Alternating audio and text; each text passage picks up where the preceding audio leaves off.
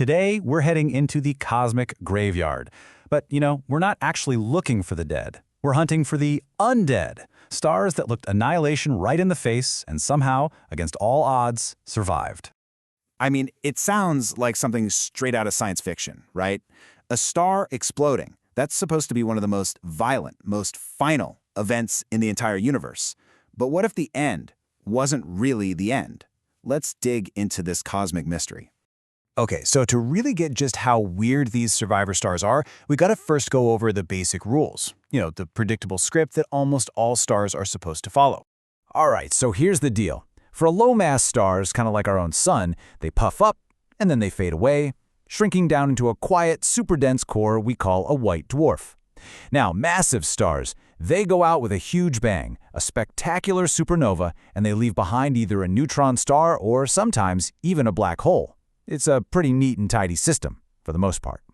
Except when it's not. See, some stars just refuse to play by the rules. They defy their fate.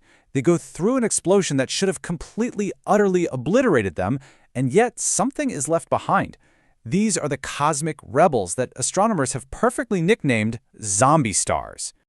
And the story of maybe the most famous zombie star of all? Well, it doesn't start with some fancy modern telescope. Nope. It starts with astronomers from almost 1,000 years ago. It's basically an ancient cosmic cold case. Just imagine this. You're looking up at the night sky, and all of a sudden, a new star appears. And it's not just some faint dot. It's so bright, it's actually rivaling planets like Saturn. That's exactly what happened. Chinese and Japanese astronomers recorded this guest star back in the year 1181, and they watched it for about 6 months before it finally faded from view. So, to put this into perspective, we've found the leftovers of other famous historical supernovae. You've probably heard of the Crab Nebula. That came from an explosion in 1054. But for this event, the one from 1181, astronomers searched and they found, well, nothing. Absolutely nothing. It was like a ghost on the cosmic stage. For more than 800 years, the spot where that guest star was seen was just an empty patch of sky. The explosion definitely happened, we have the historical records, but the evidence had just vanished. It was a total cosmic puzzle. And that's pretty much where the mystery stayed, just locked away for centuries, until modern astronomy and one very, very keen eye finally cracked the case. And they did it in the most beautiful way imaginable.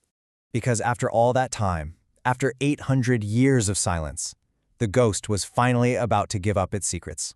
So, it all kicked off in 2013. An amateur astronomer spots this super faint, really strange-looking cloud of gas. It wasn't until 2021, though, that a team of professional researchers could definitively prove this was it. This was the long-lost remnant of that supernova from 1181. They called it Pay 30, and honestly, it looks like nothing else out there. It's like a ghostly dandelion puff, just slowly expanding out into space.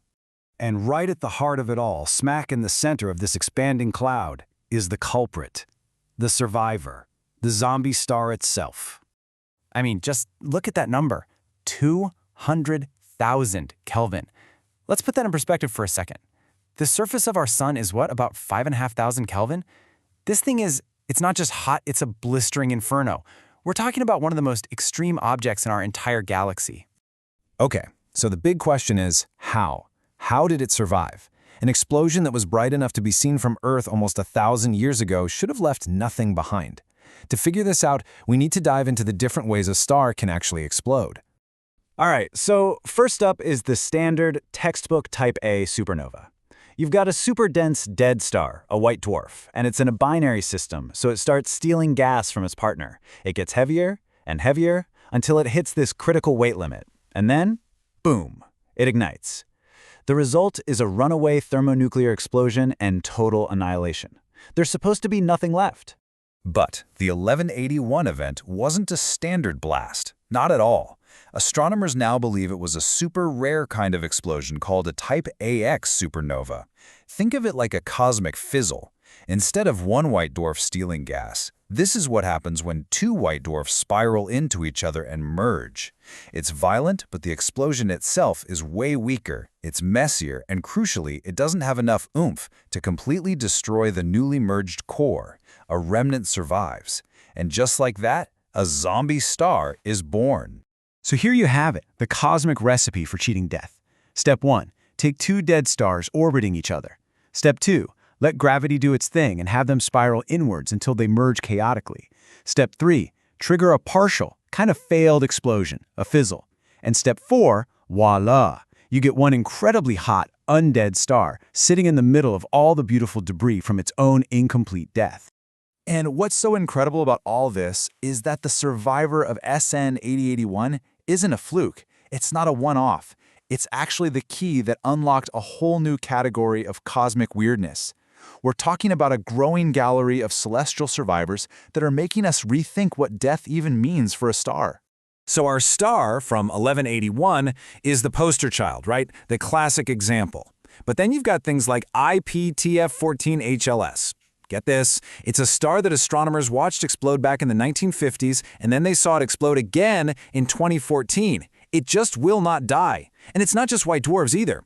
We're finding these anomalous pulsars. Those are the spinning remnants of huge stars that have features that our models say should be flat out impossible. It's like the universe is just haunted by these things. So who cares, right? Why do these cosmic zombies actually matter? Well, because every single time we find one, it pokes another hole in our neat and tidy theories.